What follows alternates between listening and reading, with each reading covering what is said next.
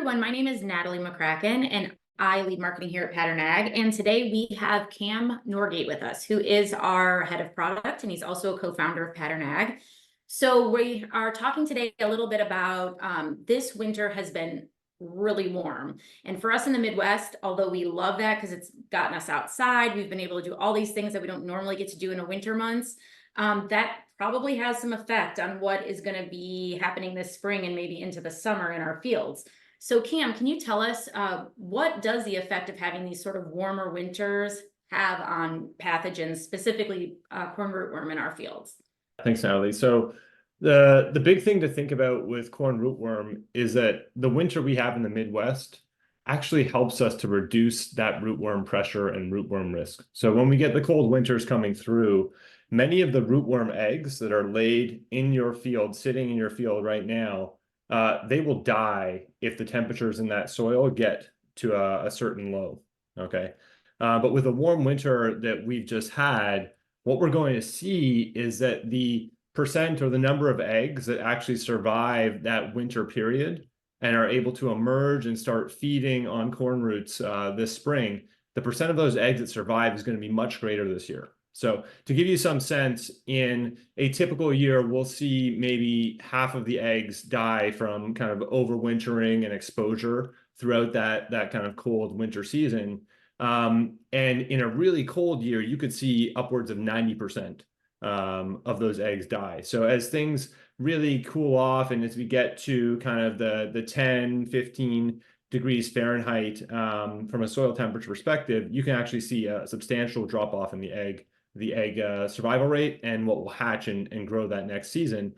Because we've had such a warm winter, those soil temperatures haven't dropped down as low as we might have seen in the past. And so what we're going to see is just elevated risk and pressure relative to what we've seen in past years. So whereas you might have seen either in the field with sticky traps or with Pattern's rootworm analysis that you have a comparable level of pressure to last year. But if that's true, then we expect actually the real pressure and the feeding to be greater this year. It could be, anywhere from 50 to 100% greater because more of those eggs are going to survive that cold winter season and be ready to hatch this spring. So it's a risk that we're certainly tracking and following and watching. And this warm winter is a unique one in that we're going to see more of those eggs hatch and more potential for root feed. So excellent.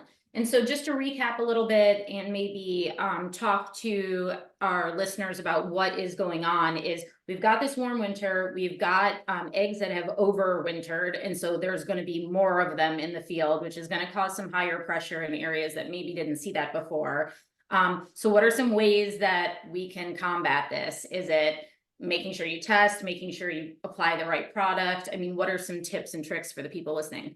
Yeah, it's a great question. So the first thing is to understand what you're up against. And that comes back to pattern analysis and pattern testing.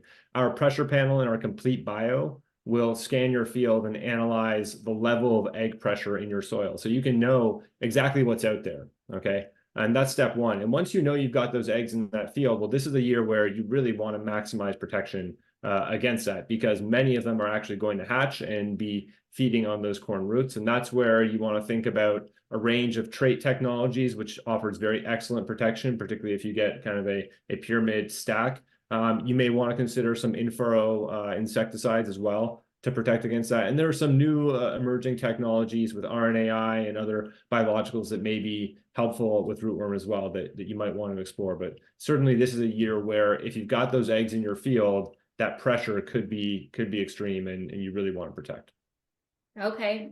Well, thank you so much, Cam, for joining today. And everyone else, if you have not downloaded our 2024 Predictive Ag Report, it's out now. It has information you're not going to find anywhere else. It has predictive maps in it, including corn rootworm, along with a whole bunch of other information that is just vital to know. So go to our website to download your copy at www.pattern.ag. Thanks so much.